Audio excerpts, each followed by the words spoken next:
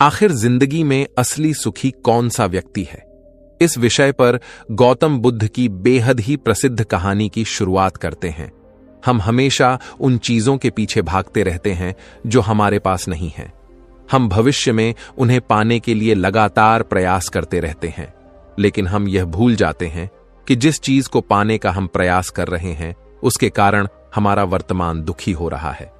हमारे वर्तमान की सारी खुशियां हमसे छिन रही हैं। इस कहानी में आप यह समझ पाएंगे कि किस प्रकार आपका जो वर्तमान है वही सर्वश्रेष्ठ समय है। इस समय को आपको भरपूर ढंग से जीना चाहिए, क्योंकि यह समय जो आज आपके पास है वह दोबारा नहीं लौटने वाला। बहुत समय पहले की बात है, एक नगर में एक बहुत ही गरीब व्यक्ति रहता था। वह जब भी किसी धनी व्यक्ति को देखता तो वह मन ही मन बोलने लगता और कहता, हे भगवान, तूने मुझे इतना गरीब क्यों बनाया? इन अमीर व्यक्तियों को देखो, ये लोग कैसे ढंग से खेल रहे हैं, जीवन का आनंद ले रहे हैं, और एक मैं हूं जो हर रोज एक एक पैसे के लिए तरस जाता हूं। मेरे पास तो फूटी कौड़ी तक नहीं है और यह लोग पैसे बर्बाद कर रहे हैं। हे भगवान, मुझे भी अमीर बना दे। एक दिन वह व्यक्ति इसी तरह बोल रहा था, तभी उसके पास से एक बौद्ध भिक्षु गुजर रहे थे। उन भिक्षु ने उस गरीब व्यक्ति की सारी बातें सुन ली और तभी वह बौद्ध भिक्षु उस व्यक्ति से कहते हैं, क्या बात है भंते, तुम इतने परेशान क्यों हो? तुम इतने दुखी क्यों लग रहे हो? क्या कोई तकलीफ है तुम्हें? तभी वह व्यक्ति कहता है, हे गुरुदेव, मैं बहुत दुखी हूं, मैं बहुत गरीब हूं।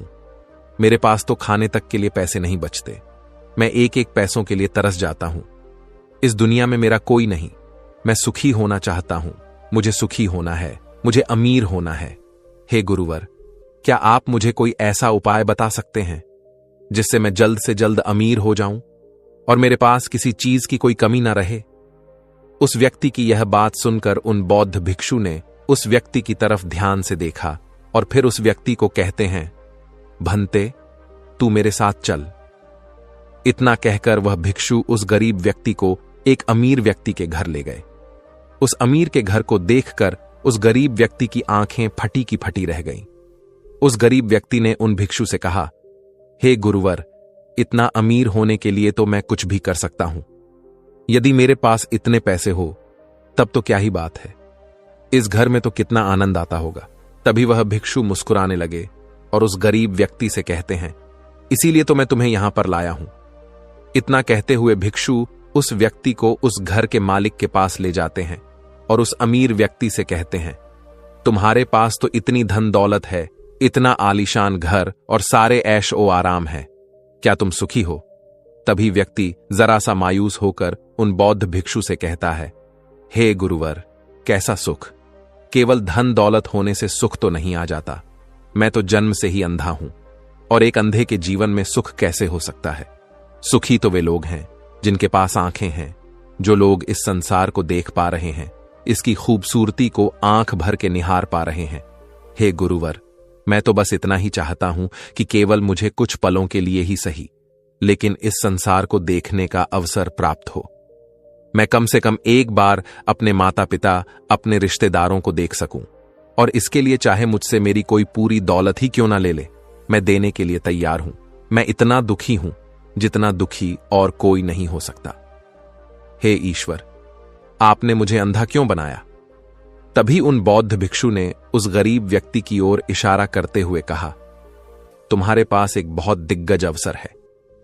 यदि तुम चाहो तो केवल अपनी आंखें देकर तुम इस अन्य व्यक्ति की सारी धन दौलत ले सकते हो और उसके बाद तुम भी अमीर बन जाओगे।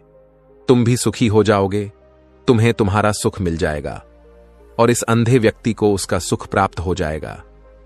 तभी वह गरीब व्यक्ति कहता है, नहीं नहीं गुरुजी, आप ये क्या कह रहे हैं?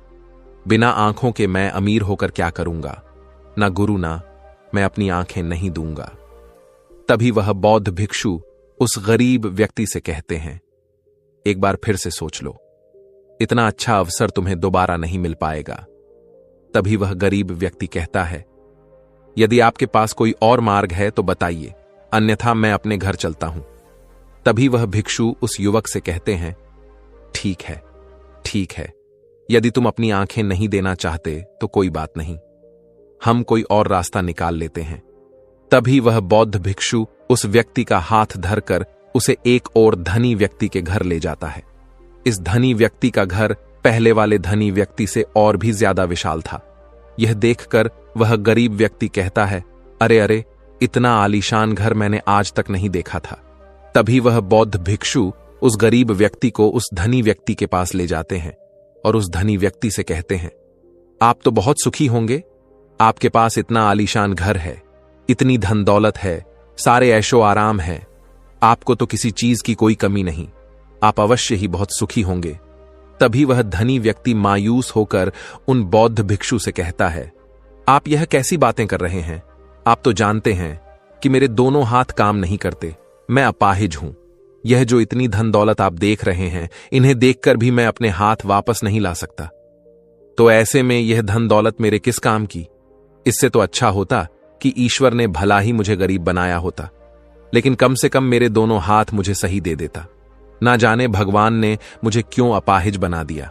जितना दुखी मैं हूं, उतना दुखी और कोई नहीं होगा। तभी एक बार फिर उन बौद्ध भिक्षु ने उस गरीब व्यक्ति की ओर इशारा करते हुए कहा, भंते, तुम्हारे पास एक और मौका है।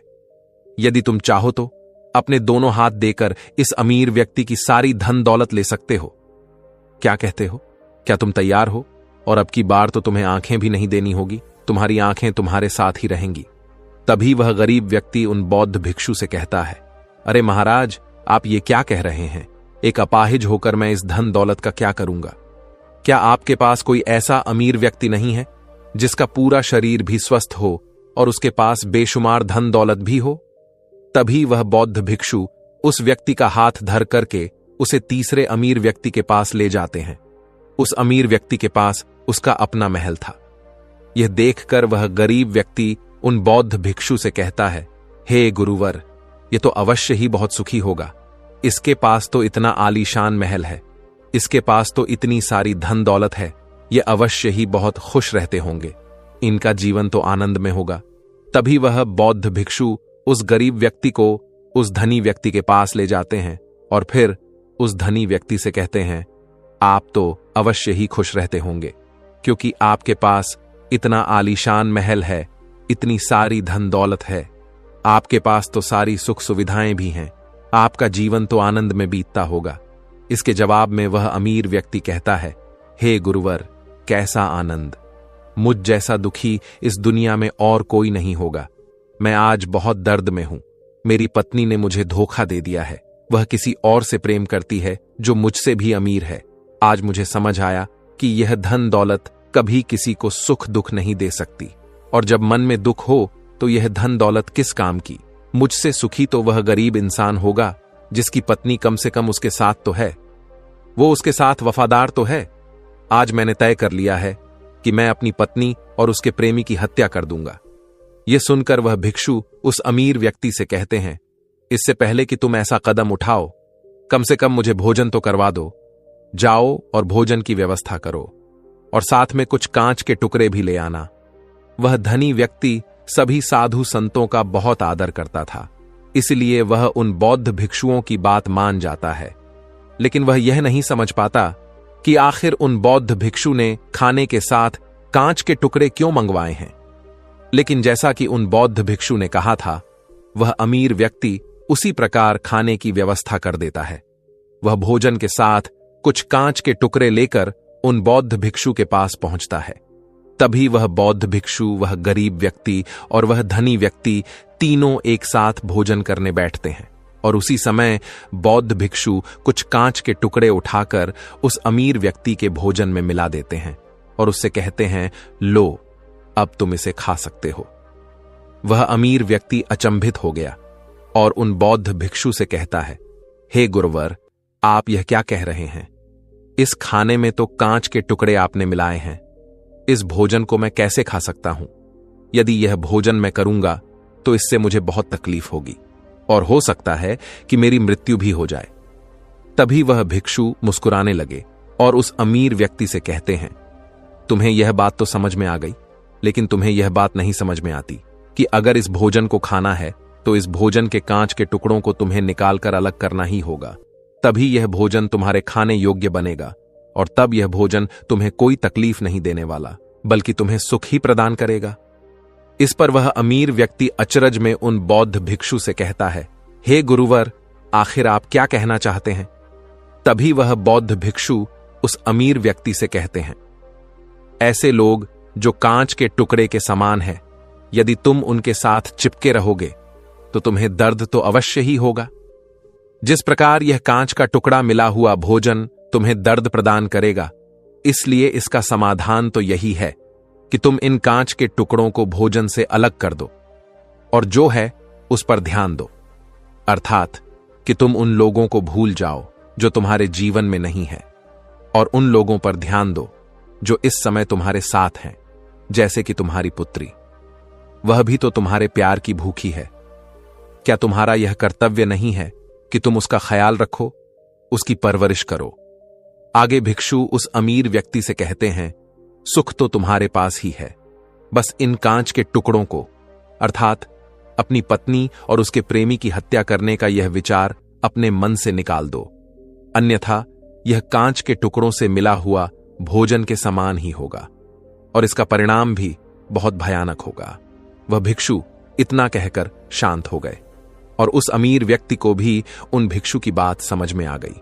उन्होंने तुरंत ही उन बौद्ध भिक्षु के चरण छुए और वह अमीर व्यक्ति कहने लगा, हे गुरुवर, आपने मुझे पाप करने से बचा लिया है, मैं आपका बहुत बहुत आभारी हूं। उसके बाद वह भिक्षु उस गरीब व्यक्ति को लेकर आगे की ओर निकल जाता है